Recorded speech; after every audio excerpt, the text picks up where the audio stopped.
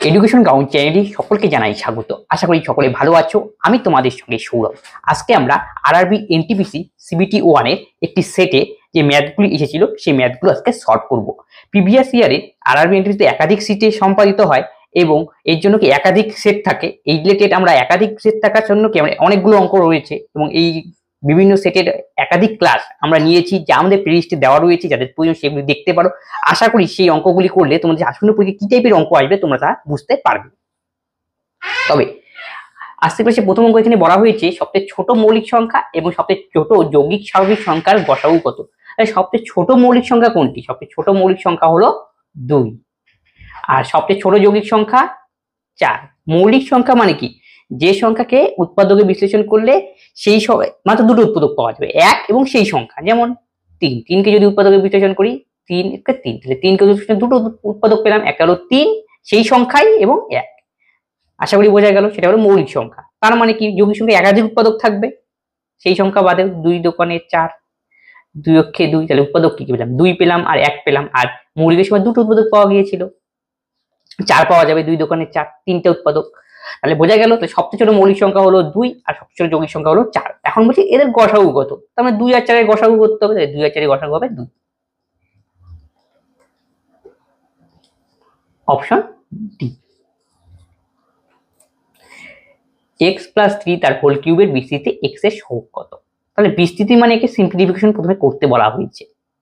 মানে এটা ফর্মুলা যাবে a + b তার হোল কিউবের ফর্মুলা, মানে a cube plus b cube মানে 3 এর cube 27 plus 3 square b square, এই যে b plus 3 a b square, b মানে 3, 3 স্কয়ার, 3 3 9।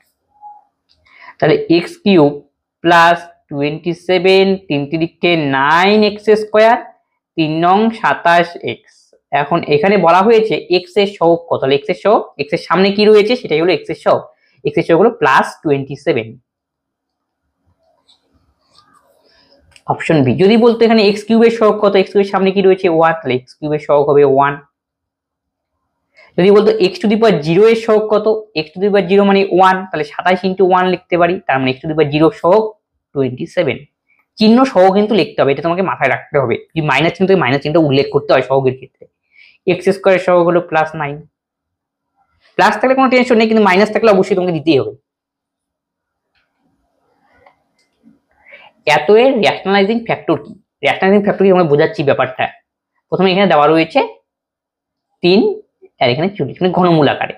40 কে ফ্যাক্টরাইজেশন আমরা করব। তাহলে 40 কে যদি ফ্যাক্টরাইজেশন করি তাহলে 5 × 8, তাহলে 8 এর তো ঘনমূল করতে পারি। 8 এর ঘনমূল করলে আমরা পাবো 2, তাহলে ভিতরে পড়ে থাকবে কি 5, এখানে 3, তাহলে 2 × তাহলে আমরা জানি যদি এরকম থাকে কোন সংখ্যা, এটার উপরে আমরা লিখতে পারি 5⁻1/2। এখানে কিছু নেই মানে 2 উজ্জ থাকে। যদি এরকম থাকে রুটের মাথায় 3, তাহলে ঘনমূল, এটাকে আমরা লিখতে পারি 5⁻1/3। যদি এরকম থাকে তাকে আমরা লিখতে পারি 5⁻1/4। তাহলে এখানে ঘনমূল আকারে রয়েছে, তাহলে লিখতে পারি 5⁻1/3। রেশনালাইজিং ফ্যাক্টর কি? রেশনালাইজিং ফ্যাক্টর মানে কি, এই সংখ্যাটাকে, এই এক্সপ্রেশনটাকে একটা অমূলক সংখ্যা দিয়ে গুণ করব, গুণ করার ফলে একটা মূলক সংখ্যা বাড়াবে, সেটাই হলো কি রেশনালাইজিং ফ্যাক্টর। তাহলে কোন অমূলক সংখ্যা দিয়ে গুণ করতে হবে এটাকে, যাতে একটা মূলক সংখ্যা আসে। তার মানে এখানে √3 রয়েছে, তাহলে 5⁻1/3 দিয়ে কি গুণ করতে হবে। মানে এখানে রেশনালাইজিং ফ্যাক্টর কোনটা, মানে যেটা অমূলক থাকবে সেখানে, সেটাই হবে এখানে রেশনালাইজিং। 5⁻1/3 হবে এখানকার রেশনালাইজিং ফ্যাক্টর। Option D. মানে কি করলে পরে এটা একটা মূলক সংখ্যা বাড়াবে। 5 যদি ভাগ করে দিই তাহলে কি কাটাকাটি যাবে, তাহলে একটা মূলক সংখ্যা বাড়াবে। অপশন অনুযায়ী তোমাকে করতে হবে।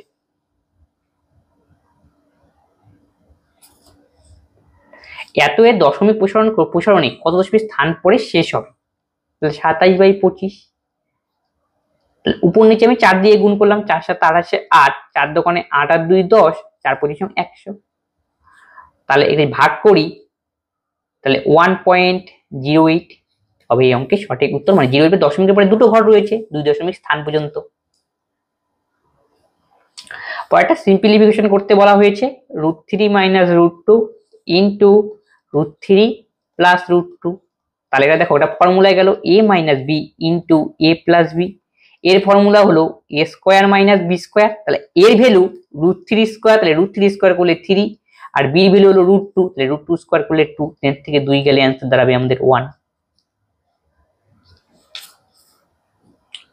দুটি বাক্সেও এ ও বি যথাক্রমে 85, 85 এবং 68 একক পণ্য ধারণ করতে পারে। দুটো এরকম বাক্স রয়েছে, একটাতে 85 একক ইউনিট পণ্য ধারণ করে, আর এটা ক্যাপাসিটি হলো 68 একক পণ্য ধারণ করে, মানে মালপত্র আকারে, মানে 85 কেজি বা 68 কেজি।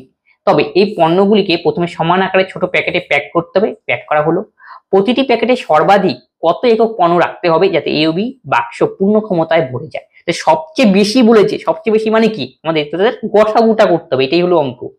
এই গসাগু কত হবে? 85 আর 68 70, তাই 17 হবে এই অঙ্কের সঠিক উত্তর, অপশন বি। পরেরটা সিম্পলিফিকেশন, ভাগের কাজটাকে করে নেই, যেহেতু ফার্স্ট ব্র্যাকেটের মধ্যে এটা রয়েছে এবং এছাড়া আমরা ভাগের কাজটা সবসময় আগে করি।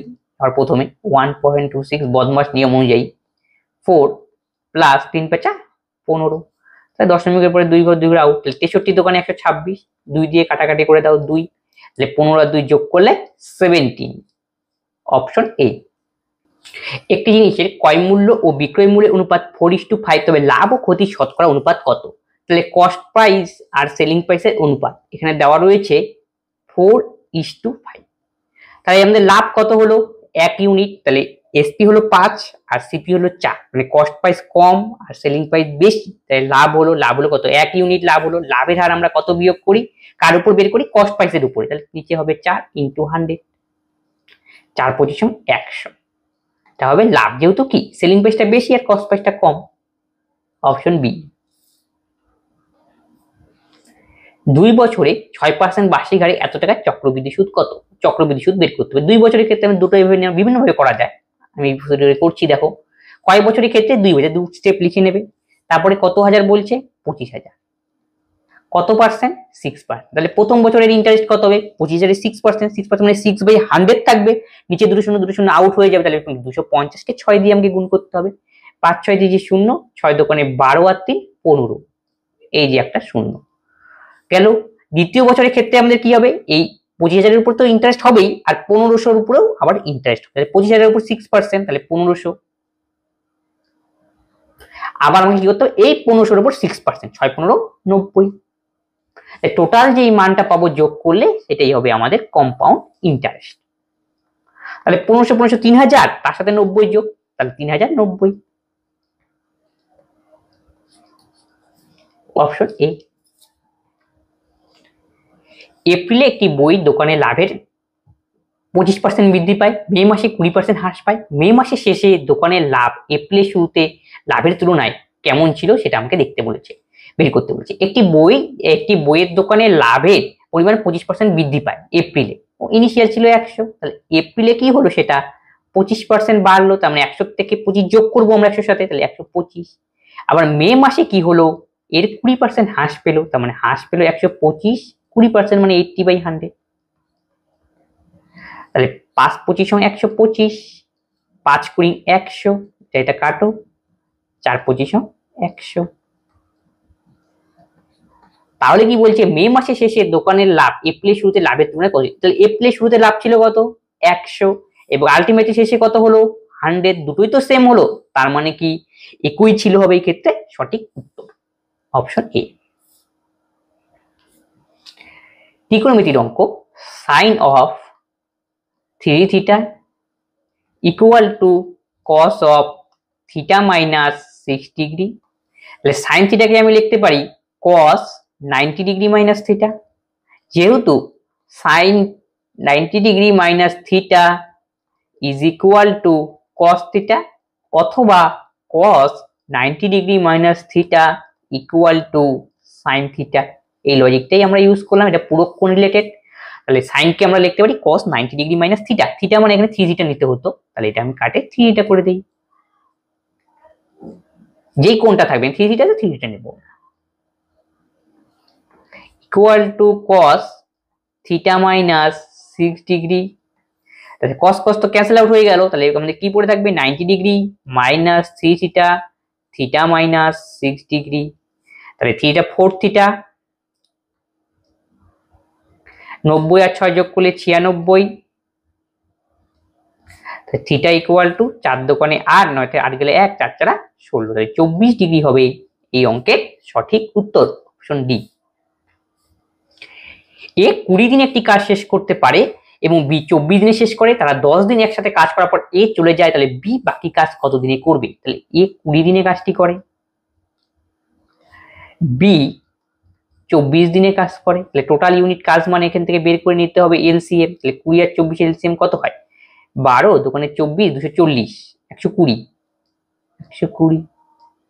তাহলে 20 যদি এদের 120 যদি এলসিএম হয়, মানে টোটাল ইউনিট কাজটা হলো 120, তার মধ্যে এর টাইম লাগে 20, তাহলে 20 দিন। আর টোটাল আমাদের বের করতে হবে এফিসিয়েন্সি। তাহলে এফিসিয়েন্সি মানে কি? এফিসিয়েন্সি মানে হলো টোটাল ইউনিট কাজকে যদি আমরা সময় দিয়ে ভাগ করি তাহলে পাই এফিসিয়েন্সি। তাহলে এর এফিসিয়েন্সি হবে 120 ইউনিট কাজ করবে 20 দিনে, তাহলে একদিনে কতটা করবে সেটাই এফিসিয়েন্সি। তাহলে এফিসিয়েন্সি হবে 120 ভাগ 20, তাহলে হবে 6। একই রকম ভাবে বির এফিসিয়েন্সি হবে 120 ভাগ 24, তাহলে 5 24 120, তাহলে এর এফিসিয়েন্সি পেলাম, বির এফিসিয়েন্সি পাওয়া গেল। তাহলে যে তারা একত্রে 10 দিন কাজ করবে, দুজনে মিলে কাজ করবে, দুজনে যদি 10 দিন কাজ করে তাহলে তারা টোটাল কত ইউনিট কাজ করবে সেটা আমাদের বের করা দরকার। টোটাল এফিসিয়েন্সি যদি 6 5 কত, যোগ করে 11, টোটাল এফিসিয়েন্সি যদি আমরা টাইম দিয়ে গুণ করে ইউনিট কাজটা হবে, 10 দিন কাজ করে দুজনে মিলে, দুজনেরটা যোগ করে দিলাম এর জন্য, তাহলে 110। তাহলে এতটুকু ইউনিট তো কাজ হয়ে গেল, দুজনে মিলে করলো, তাহলে কাজ কতটুকু পড়ে রইলো? টোটাল ইউনিট কাজ ছিল 120, তার থেকে 110 আমাকে মাইনাস করতে হবে, তার মানে এতটুকু পড়ে থাকবে। তাহলে 120 থেকে 110 বিয়োগ, 10 ইউনিট পড়ে থাকবে। এই 10 ইউনিট কাজ করবে হলো, এখন বলছে বি বাকি কাজ কতদিনে করবে, বি টাইম বের করতে বলছে। এই বি বলছে এই বাকি কাজটা কতদিনে করবে, বাকি কাজ 10 ইউনিট, তাহলে বি এফিসিয়েন্সি দিয়ে ভাগ করতে হবে, বি এফিসিয়েন্সি 5, অপশন এ। 24 এবং 144 এর গসাগু যদি এত হয় তবে পি এর মান কত? মানে 24 আর 144 তোমাকে গসাগু করতে হবে। তাহলে 24 144 গসাগু করলে কত হবে? 124ই হবে। দেখো 24 কে যদি আমরা ভাঙাই, 12 দোকানে 24, আর 144 কে ভাঙালে 12 × 12, 12 কে আবার লিখতে পারি 2 × 6, তাহলে মিলল কতটুকু? 12 দোকানে 24, 12। তার জন্য এদের এই সেভ হবে 24, তাহলে গসাগু 24। এবং এই গসাগুর ভ্যালু বলেছে 10p + 4, তাহলে আমি বলতে পারি অ্যাকর্ডিং টু কোশ্চেন 10p + 4 ওদের দেওয়া গসাগুর মান আমাদের এই অঙ্ক থেকে যে গসাগুর মান দিয়েছে যারা থেকে, সেটা হলো 24। এখান থেকে p এর মানটা আমাকে ফাইন্ড আউট করতে বলেছে, তাহলে 10p = 20, তাহলে p এর মান হবে 2,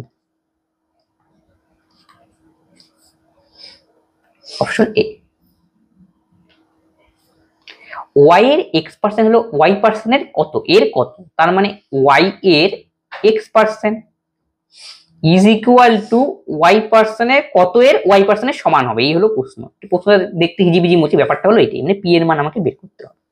তাহলে y ইনটু পার্সেন্ট যদি উঠাই তাহলে x/100 equal to y/100 into p।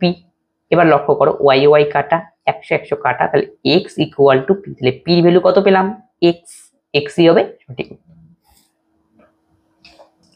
একটি বৃত্তের ক্ষেত্রফল একটি সমবাহু ত্রিভুজের ক্ষেত্রফলের অনুপাত কি, যেখানে বৃত্তের ব্যাস সমবাহু ত্রিভুজের বাহুর সমান। এটা কিন্তু বৃত্তের ব্যাস, বৃত্তের ব্যাসার্ধ যদি আমরা r ধরি তাহলে বৃত্তের ব্যাস কত হবে? জানি ব্যাস হলো ব্যাসার্ধের দ্বিগুণ, তাহলে 2r ইজ ইকুয়াল টু ত্রিভুজের বাহু, একটি সমবাহু ত্রিভুজের বাহুর সমান, সমবাহু ত্রিভুজের বাহু ধরলাম a, এটি হলো ফার্স্ট কন্ডিশন।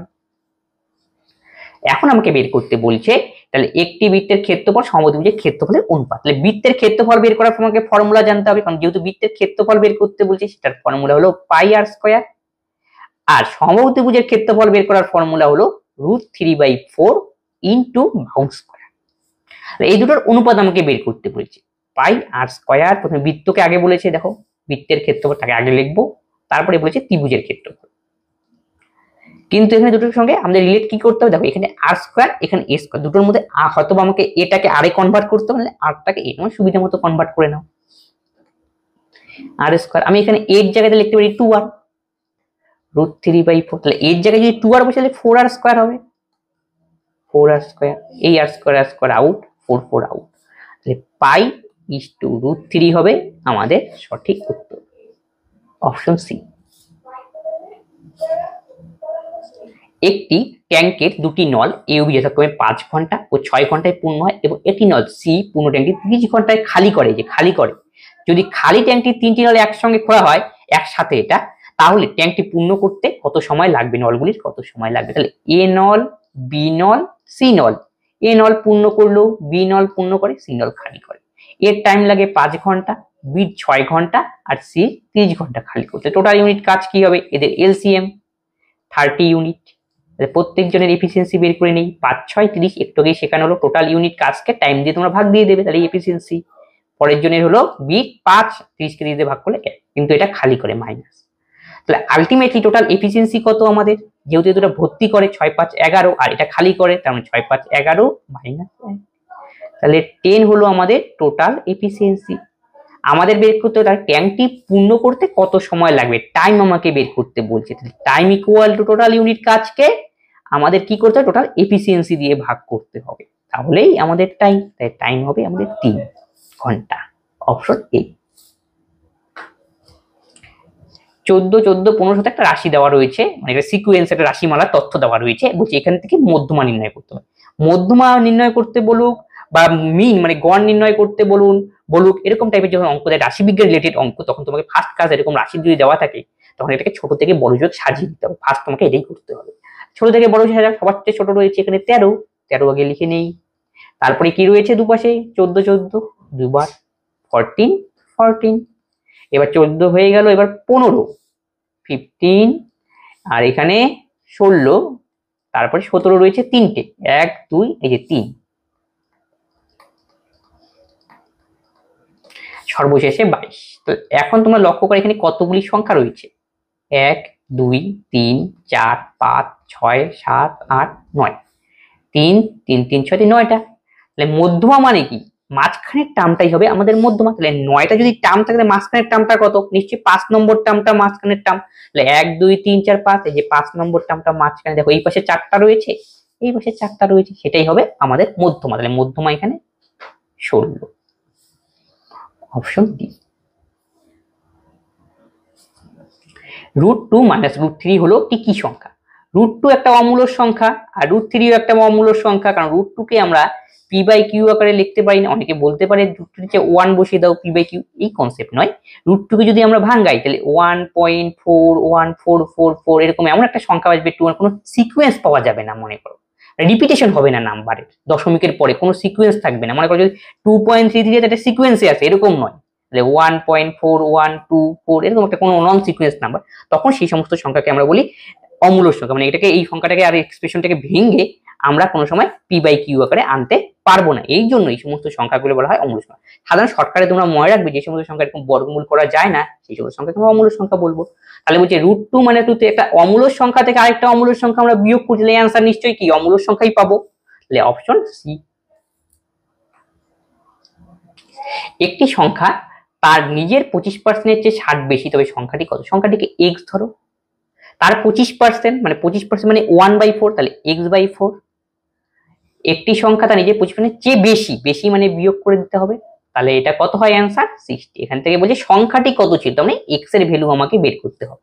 তাহলে বিয়োগ করি, 4x - x, তাহলে 3x/4 ইকুয়াল টু 60, 3 × 60, তাহলে x এর ভ্যালু আমরা পাবো 80, অপশন বি। নেক্সট অঙ্ক, 600 মিটার লম্বা একটি ট্রেন 72 কিলোমিটার/আওয়ার বেগে চলছে, 200 মিটার একটি লম্বা একটি সেতু পার করতে কত সময় লাগে। যখন একটা ট্রেন একটা সেতুকে অতিক্রম করবে, তখন ট্রেনের লেন্থ আর সেতুর লেন্থ আমাকে জুড়তে হবে। বিশাল দৈর্ঘ্যের, আর সেতু কি একটা দৈর্ঘ্যের, যদি পয়েন্ট হিসাবে হয় তখন তো জোড়ার দরকার নেই। গাছকেও চিনো, তখন আমার ট্রেনের লেন্থের সঙ্গে গাছের কি যোগ, একটা পয়েন্ট হিসেবে তখন ডিনোট হয়। তখন যখন সেতুর সঙ্গে সেতু অতিক্রম করবে ট্রেন, বা স্টেশন অতিক্রম করবে, সেই সময় আমাকে যোগ করতে হবে। টোটাল আলটিমেট লেন্থ কত দাঁড়াবে, 600 মিটার লম্বা ট্রেন আর 200 মিটার সেতু, টোটাল লেন্থ হবে 600 যোগ করো 200, তাহলে 800 মিটার। টোটাল ডিস্টেন্স বাই ডিস্টেন্সকে আমাদের গতিবেগ দিয়ে ভাগ করব, তাহলেই পাবো আমরা টাইম। গতিবেগ কত, 72 কিলোমিটার/আওয়ার, কিন্তু এটা মিটারে রয়েছে, এটা কিলোমিটার/আওয়ার, কিন্তু অ্যান্সার আমাদের সেকেন্ডে, তার মানে আমাকে মিটার/সেকেন্ডে কনভার্ট করতে হবে। 72 কিলোমিটার/আওয়ার কে তাহলে 5/18 দিয়ে গুণ করে দাও, 5/18 4। এখন অ্যান্সার কিসে পাবো আমরা, সেকেন্ডে। 4 5 20, 20 একটা শূন্য, তাহলে এটা 40, তাহলে 40 সেকেন্ড হবে আমাদের সঠিক উত্তর, অপশন সি। একটি অর্ধবৃত্তাকার যৌগের ব্যাসার্ধ 35 মিটার পরিধি কত, মানে অর্ধ যৌগ মানে কি, অর্ধবৃত্ত একটা সার্কেল দিয়ে মনে করো, অর্ধবৃত্ত একটা অংশ পোর্শন, এটাই বলছি আসলে। এই যে এই অর্ধবৃত্তাকার অংশ, এর ব্যাসার্ধ 35, ব্যাসার্ধ মানে কি এখান থেকে এটুক, এটা হলো 35, তাহলে এই পাশেরটাও নিশ্চয়ই 35 হবে, ব্যাসটা 35 35 70 গেল। এখন বলছে পরিধি নির্ণয়, তাহলে অর্ধবৃত্তের পরিধি আমরা কিভাবে নির্ভর করবো, তাহলে এই যে কার্ভ সেকশনটা তোমরা দেখতে পাচ্ছ, সেই কার্ভ সেকশনটা নিশ্চয়ই একটা বৃত্তের অর্ধেক, তার মানে কি বৃত্তের পরিধি যেটা রয়েছে তার অর্ধেক আমাকে তো অবশ্যই নিতে হবে এই কার্ভ সেকশনটুকু বের করার জন্য। তাহলে বৃত্তের পরিধির ফর্মুলা হলো 2πr, বৃত্তের পরিধির অর্ধেক তাহলে কত হবে, তার অর্ধেক 2 দিয়ে ভাগ করতে হবে, তাহলে πr, 2 দিয়ে ভাগ করলাম, তাহলে 2 কাট কেটে গেল, তাহলে πr হলো অর্ধবৃত্তের এই কার্ভ পোর্শনের পরিধি, মানে ওইটুকু লেন্থের দৈর্ঘ্য। আর তার সঙ্গে কি নিতে হবে, এই যে রেডিয়াস, এই যে রেডিয়াস, তার মানে এই দুটোকে যোগ করতে হবে, মানে 2r বা রেডিয়াস নাও, রেডিয়াসকে দুবার যোগ করো, নাহলে ডায়ামিটারটা নিয়ে নাও একবার, মানে যোগ করতে হবে, মধ্যে কথা হলটি 35 35 70। ক্লিয়ার? তাহলে দেখো পায়ের মান 22/7 আর আর এর মান হলো 35 প্লাস 70, 5 7 35, 5 দোকানে 10, 5 10 থেকে 11, তাহলে 110 প্লাস 70, তাহলে আমার দাঁড়াবে 180 মিটার। তাহলে এখান থেকে আমরা বলতে পারি অর্ধবৃত্তাকার কোন পোর্শনের পরিসীমার ফর্মুলা আমরা বলতে পারি তাহলে πr প্লাস ডায়ামিটারের লেন্থ বা 2r, এটাই হলো পরিসীমা বের করার ফর্মুলা অর্ধবৃত্তাকার অংশে। যদি কোনো জিনিসের 5% লাভে বিক্রি করা হয় তাহলে 5% ক্ষতিতে বিক্রি করার চেয়ে একজন ব্যক্তি 5 টাকা বেশি পান, তবে জিনিসটির ক্রয় মূল্য কত? তাহলে প্রথমে বলছে 5% লাভ, তারপরে বলছে 5% ক্ষতি, যখন একই থাকবে তখন বিয়োগ করবো, বিপরীত থাকলে যোগ করবো। দেখো একটা লাভ একটা ক্ষতি, তাহলে 5 5 কত হলো আলটিমেটলি 10%, এই যে 10% এর গ্যাপ সেটাই হলো 5 টাকা বেশি। তাহলে আমাদের বের করতে হবে যে ক্রয় মূল্য কত, ক্রয় মূল্য তো আমরা 100, তার মানে কি 100 আনতে হবে, 10% পাশে একটা শূন্য বসিয়ে দিলে 100, তাহলে এই পাশে যদি একটা শূন্য বসাই 5 এর সামনেও তোমাকে একটা শূন্য বসাতে হবে। Option C. 20 বছর আগে একজন স্বামী তার স্ত্রীর গড় বয়স 23 বছর, এখন এটা স্বামী হবে, স্বামী স্ত্রী ও তাদের ছেলে নিয়ে গঠিত পরিবারের গড় 34 বছর, ছেলের বর্তমান বয়স, তাহলে উপরে দেখো 3 জনের গড় বয়স দেওয়া রয়েছে, হাজবেন্ড, ওয়াইফ আর চাইল্ড, 3 জনের গড় বয়স 34, টোটাল কত 3 দিয়ে গুণ করে দাও, 3 4 12 2, 3 4 12 2, 3 তারিখে 9 কে 10, 102 গেল। আর 2 জন রয়েছে এখানে স্বামী আর স্ত্রী, তার মানে হাজবেন্ড আর ওয়াইফের। 20 বছর আগে বয়স 23, গড় বয়স ছিল 23, 20 বছর আগে, তাহলে 20 বছরের টোটাল বয়স দুজনের কত, 23 দোকানে 46, আমাকে আনতে হবে বর্তমান বয়স, তাহলে বর্তমান বয়স আনার জন্য কি করতে হবে, 20 বছর আগে দুজন ব্যক্তি রয়েছে, 20 আমাকে আরো অ্যাড করে নিতে হবে, দুজনের জন্য 20 20 কিন্তু 40 অ্যাড করতে হবে, এটা মাথায় রাখতে হবে, 3 জন তাহলে 60 অ্যাড করতে হতো 40, তাহলে আমাদের কত হলো 86। এটা হলো হাজবেন্ড ওয়াইফের প্রেজেন্ট বয়স, এটা 3 জনের হাজবেন্ড ওয়াইফ আর চাইল্ডের প্রেজেন্ট বয়স হলো 102, তার মানে এখান থেকে যদি এটা বিয়োগ করে দেই 3টার থেকে 2 তাহলে একটা বাড়াবে, কার মান বেরোবে, চাইল্ডের। চাইল্ড ইজ ইকুয়াল টু বিয়োগ 12 থেকে 6 বিয়োগ করলে 6, 10 থেকে 9 বিয়োগ করলে 1, 16 হবে সঠিক, অপশন সি। একটি ব্যাকটেরিয়ার ছবি 6000 গুণ বড় করে 6 সেন্টিমিটার দীর্ঘ হয়, তাহলে ব্যাকটেরিয়া আসল দূরত্ব, মানে একটা ব্যাকটেরিয়া রয়েছে একে ম্যাগনিফাইং গ্লাসের মধ্যে দেখা হচ্ছে, তার মানে নিশ্চয়ই ব্যাকটেরিয়াটাকে বড় দেখা যাবে। এখন প্রশ্নে কি বলছে, ব্যাকটেরিয়ার ছবি 60,000 গুণ বড় করে দেয় মাইক্রোস্কোপে, তাহলে দেখো তাহলে অরিজিনাল পিকচার, এটা অরিজিনাল কত লেন্থ মানে আকারটা, এটা অরিজিনাল, আর এটা ধরলাম মাইক্রোস্কোপের মধ্যে, না মাইক্রোস্কোপে নিশ্চয়ই বড় হয়, কত গুণ বড় হয়, অরিজিনাল যদি 1 ইউনিট দেখতে পাওয়া যায় তাহলে মাইক্রোস্কোপ 60,000 গুণ বেশি দেখতে পাওয়া যাবে, 60,000 গুণ 1 2 3। আর প্রশ্নে দেওয়া রয়েছে 60,000 গুণ বড় করার পরে যেই লেন্থটা দেখতে পাওয়া যায় কোনো একটা ব্যাকটেরিয়া সেটা হলো 6 সেন্টিমিটার, মানে কি 60,000 এর ভ্যালুই দেওয়া রয়েছে 6 সেন্টিমিটার, তার মানে অরিজিনালে মানে ব্যাকটেরিয়াটা কতটা আকার এটাই আমাকে বের করতে, দৈর্ঘ্যটা কত, তার মানে কি একের ভ্যালু বের করতে হবে, এই হলো লজিক। তাহলে এখানে দেখো এখানে আমাদের দেওয়া রয়েছে ফলের মধ্যে 6 সেমি, কিন্তু আমাদের 60,000, তাহলে বড় থেকে ছোটতে আনতে হবে, কত দিয়ে গুণ করলে 60,000 কে কত দিয়ে গুণ করলে 6 আসে, 6 বলবে একটা 1, 4টা শূন্য দিয়ে গুণ করে দাও, তাহলেই দেখো কাটাকাটি যাবে, 6 থাকবে, আমাকে 6 আনতে হবে, তাহলে এই পাশকেও আমাকে 1 কে একটা 1 4টা শূন্য দিয়ে গুণ করতে হবে, তাহলে অরিজিনাল ছিল কত, একটা 1 1 দিয়ে একসাথে এটা গুণ, তার মানে 1 2 3 4, অপশন ডি। একজন ব্যবসায়ী তার পণ্য ক্রয় মূল্যের 40% ওপরে মূল্য চিহ্নিত করেন এবং 20% ছাড় দেন, তবে তার লাভের শতাংশ কত? তাহলে ক্রয় মূল্যের ওপর 40% মূল্য চিহ্নিত করে, মার্ক প্রাইস চিহ্নিত করে। তাহলে ক্রয় মূল্য যদি আমাদের 100 ধরি, তাহলে মার্ক প্রাইস দাঁড়াবে 40%, ক্রয় মূল্যের উপর 40% চিহ্নিত করে, ক্রয় মূল্যের উপর 40% উপরে মূল্য চিহ্নিত করে, মার্ক প্রাইস তাহলে কত হবে? 140। তারপরে কি বলছে? 20% ছাড় দেওয়া হয়, তাহলে মার্ক প্রাইসের উপর ছাড় দিলে আমরা সেলিং প্রাইস পাবো। তাহলে সেলিং প্রাইস কত দাঁড়াবে? 140, 20% মানে 80/100, তার মানে 112। কাটাকাটি করো, 4 × 32, 2 আর 3 11, 112। এটা হলো আমাদের সেলিং প্রাইস। আমাকে প্রশ্ন করছে লাভ কত, তাহলে কস্ট প্রাইস ছিল আমাদের 100 আর সেলিং প্রাইস 112। সবসময় মনে করে লাভ আমরা কস্ট প্রাইস আর সেলিং প্রাইসের সঙ্গে রিলেশন, আর মার্ক প্রাইস আর সেলিং প্রাইসের সঙ্গে যদি রিলেশন করি সেটা হবে ডিসকাউন্টেড, আর cost price selling price relation হলো প্রফিট বা লসের। তাহলে বলছি আমাদের লাভের শতাংশ কত? কস্ট প্রাইস আমাদের 100 টাকা ধরা যাক, আর 100 টাকা কস্ট প্রাইস ধরে সেলিং প্রাইস পেলাম 112 টাকা, তাহলে লাভ নিশ্চয়ই হলো। লাভ কত টাকা হলো? 12 টাকা হলো। তাহলে লাভের হার 12 টাকা, 100তে লাভ 12 টাকা, সেটাই হবে 12%। যারা অসুবিধা সেইভাবে করতে পারো। লাভ 12 টাকা, কস্ট প্রাইসের উপর বের করতে হবে 100, পার্সেন্টেজের জন্য 100 দিয়ে 100 যেহেতু ধরা হয়েছে, আর এখানে 100 তোমরা ক্যালকুলেশন না করে ডাইরেক্ট 12% লিখে দিতে পারো, কোনো অসুবিধা নেই। পরে ত্রিকোণমিতির অঙ্ক দেওয়া রয়েছে tan 5 degree, tan 25 degree, tan 45, tan 65 আর tan 85। এটা আমরা পুরো কোণের কনসেপ্ট দিয়ে করবো। দেখো তো tan 5 এর সাথে কত যোগ করলে 90 ডিগ্রি হয়? সবাই বলে 5 এর সঙ্গে 85 যোগ করলে 90 হয়। আবার দেখো 25 এর সঙ্গে কত যোগ করলে 90 হবে? 65 যোগ করলে। তাহলে tan 5 ডিগ্রিকে আমি লিখতে পারি cot 85 ডিগ্রি, যার নিয়ম পূর্বে শেখানো হলো, যেহেতু tan 90 degree minus theta equal two cot theta, এটা পুরো কোণের কনসেপ্ট। আবার cot 90 degree minus theta is equal two tan theta.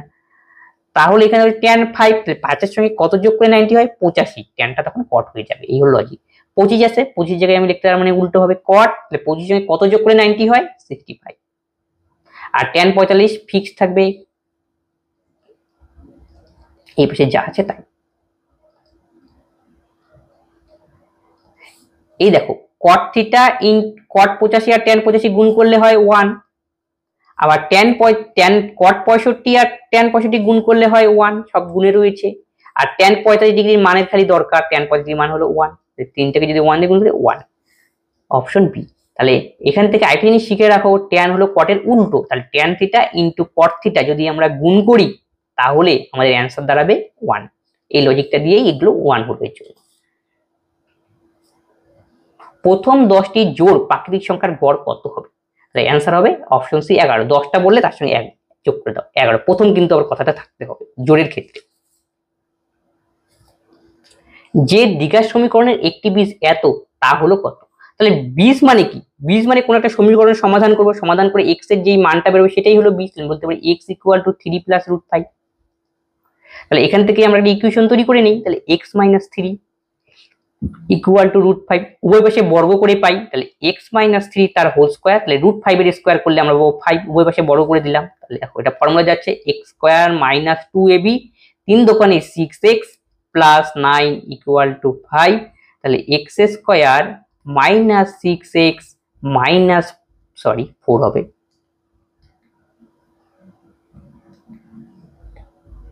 Plus 4 equal to 0। তাহলে দেখো কোনটার সঙ্গে মিলছে? Option A. যদি x plus 1/x equal to 6 হয় তবে এর ভ্যালু কত? তার মানে x square plus 1/x square formula মানে a square plus b square এর formula, a square plus b square formula হলো a প্লাস b তার হোল স্কোয়ার মাইনাস 2ab। তাহলে x প্লাস 1 এর ভ্যালু দেওয়া রয়েছে 1/x এর 6, তাহলে এটার জায়গায় বসবে 6 মাইনাস 2, 6 6 36, 36 থেকে 2 গেলে 34, অপশন সি। তোমরা ডাইরেক্ট মনে রাখবে যখন এরকম দেওয়া থাকবে x plus 1/x equal to a, x square plus 1/x is equal two a square minus 2। নিচের কোন সংখ্যা যারা পরস্পর মৌলিক? পরস্পর মৌলিক মানে কি? দুটো সংখ্যা দেওয়া থাকবে এরকম, এর মধ্যে বলছে কোনটা পরস্পর মৌলিক। তখন আমরা কি করতে হবে, দুটো সংখ্যা যে দেওয়া থাকলো পেয়ার দেওয়া থাকবে, সেই দুটো পেয়ার যদি গসাগুটা যদি 1 হয় তখন আমরা সেই পেয়ারটাকে বলবো পরস্পর তারা মৌলিক সংখ্যা। দেখো 14 আর 21 গসাগু করলে কি 1 হবে না, কারণ 14 আর 21 7 দিয়ে ভাগ করলে মিলছে, তার মানে এদের গসাগু 7, কিন্তু 1 হতে হবে, তার মানে এটা পরস্পর মৌলিক নয়। 6 আর 35 দেখো গসাগু যাচ্ছে না, কোন সংখ্যা দিয়ে ভাগ যাচ্ছে, দুটোকে না, কোন সংখ্যা দিয়ে দুটোকে ভাগ যাচ্ছে, তার মধ্যে গসাগু হবে 1, এদের HCF 1। তার মানে 6 ও 35 হলো পরস্পর মৌলিক সংখ্যা। 9 আর 12 গসাগু করো, 3 দিয়ে দুটোকে ভাগ যাচ্ছে, 3 3 9, 3 4 12, তার মানে এর গসাগু 3, তার মানে এটা হবে না। 39 আর 65 দেখো 13 দিয়ে দুটোকে ভাগ যাচ্ছে, 3 3 39, 5 3 65, মানে এদের গসাগু হবে 13, কিন্তু গসাগু যেটার 1 হবে সেটাই হবে, সেই দুটো সংখ্যা হবে পরস্পর মৌলিক সংখ্যা, তার মানে 6 আর 35। পরেরটা বলছি আমাদের একটা গ্রাফ দেওয়া রয়েছে, এটা দেখে আমাকে অ্যান্সার করতে হবে। প্রশ্ন কি দেওয়া রয়েছে, প্রদত্ত লেখচিত্রে একটি মোবাইল কোম্পানি দ্বারা 2008 সন এবং 2009 সনে উৎপাদিত বিভিন্ন ফোন মডেলের এ থেকে এ পর্যন্ত শতকরা বিতরণ দেখানো হয়েছে, শতকরা পার্সেন্টেজ দেখানো হয়েছে। তারপরে বলা হয়েছে 2008 সনে মোট উৎপাদন ফোনের সংখ্যা, 2008 সনে যে ফোন উৎপাদন তার সংখ্যাটা দেওয়া রয়েছে, সেটা হলো 450123, এবং 2009 সনে সেই সংখ্যা হলো 640123। ক্লিয়ার? এখন বলছি যদি কোনো মডেলের মান একটি পরিসীমার মধ্যে থাকা তাহলে যদি বিবেচনা করা হয় তাহলে উদাহরণস্বরূপ 10 ও 20 এর মধ্যে যে কোনো দুটি বিন্দুতে পৌঁছে, তার মানে বলছে এই যে এখানে প্রত্যেকটার মধ্যে যে গ্যাপ হলো 10, তাহলে এই যে প্রত্যেকটা লাইনের মধ্যে হবে 10 10, দেখো 80 90 10 10 10 10, এটাই এখানে বলা হয়েছে। আর যদি কোনো মাঝখানে থাকে তাকে অর্ধেক নিতে বলা হয়েছে, তাহলে 5 নিতে বলছে যে কোনো মাঝখানে, এই হলো লজিক। এবার আমরা হিসাব করি প্রশ্নে কি বলেছে। প্রশ্নে বলেছে 2008 সনে CDRF মোট কতগুলি মোবাইল ফোন উৎপাদন করেছিল তা আমাকে বের করতে বলেছে। 2008 সনে সি কতগুলি ছিল, খালি 2008 দেখতে হবে, এটা হলো 2008 সি কালারটা তোমরা লক্ষ্য করবে কি দেওয়া রয়েছে, সি এই যে মডেল সি হলো এই কালারটা, তার মানে এই কালারটা নিতে হবে আমাকে। এই মাঝখানেটা 10 হবে নিশ্চয়ই, তারপর অর্ধেক রয়েছে তাহলে এটা হবে 5, তার নিচে দেখো অর্ধেক রয়েছে, তাহলে 10 5 5 10, তাহলে কত হলো 20, তাহলে সি হলো 20%। একই রকম ভাবে আমরা ডি এরটাও বের করব, তাহলে ডি কত দেখো মুছে দিচ্ছি যাতে পরেরগুলো আমি করতে সুবিধা হয়। ডি হলো যে হলুদ পোরশনটা, এই হলুদ পোরশনটা, তাহলে এখানে উপরে অর্ধেক রয়েছে, এর 5 নিতে হবে, তার নিচে অর্ধেক, তাহলে 5 5 10 গেল। এবার এফ দেখতে হবে আমাকে, এফ এর কালারটা লক্ষ্য করো ভালো করে, এই যে এফ এর কালার কিন্তু 2008 এর ক্ষেত্রে, তাহলে কত রয়েছে যে এফ, তার মানে 10%, আলটিমেট টোটাল পার্সেন্ট কত হলো 20 আর 10 10 40%। আর 2008 সালে টোটাল ছিল আমাদের কত, এত সংখ্যক, তার মানে এর 40% আমাকে বের করতে বলছে।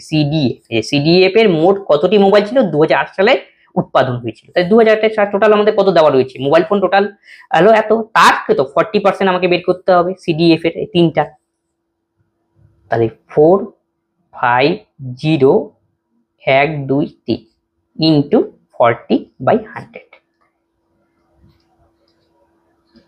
এখন 4 দিয়ে গুণ করে দাও, 4 5 20 শূন্য, 4 4 16 2 18, তাহলে 1 2 3 1 2 3, 4 5 20 শূন্য, একটা 3 বেশি হবে, তেমন 4টা শূন্য।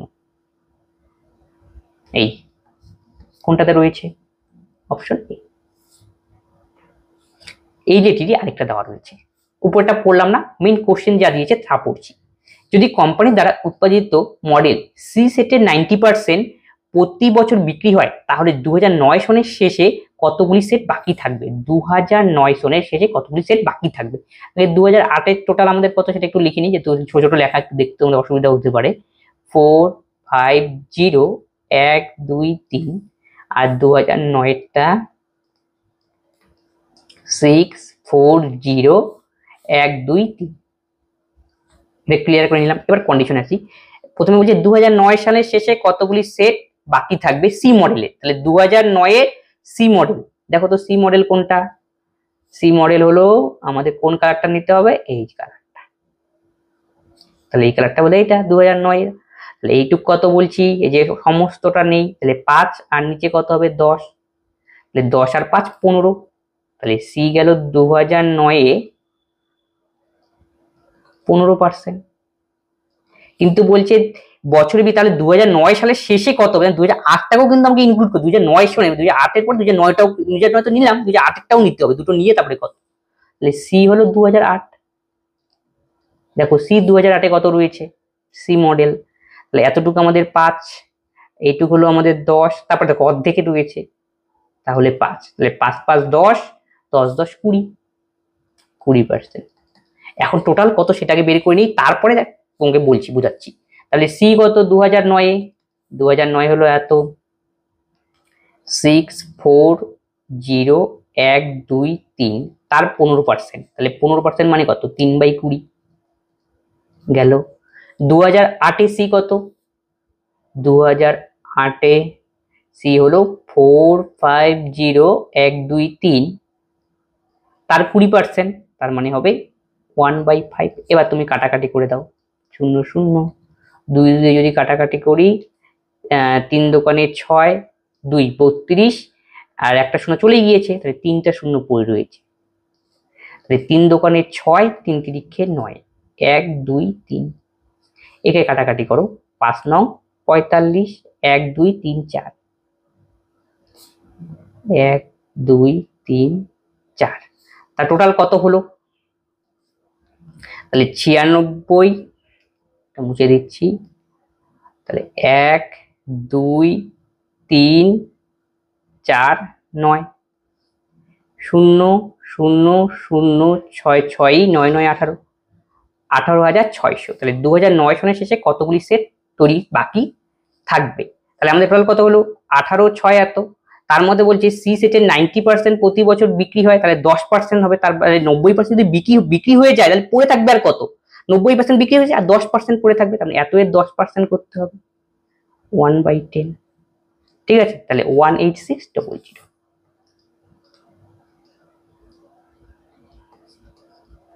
তাহলে অপশন টি হবে সঠিক উত্তর।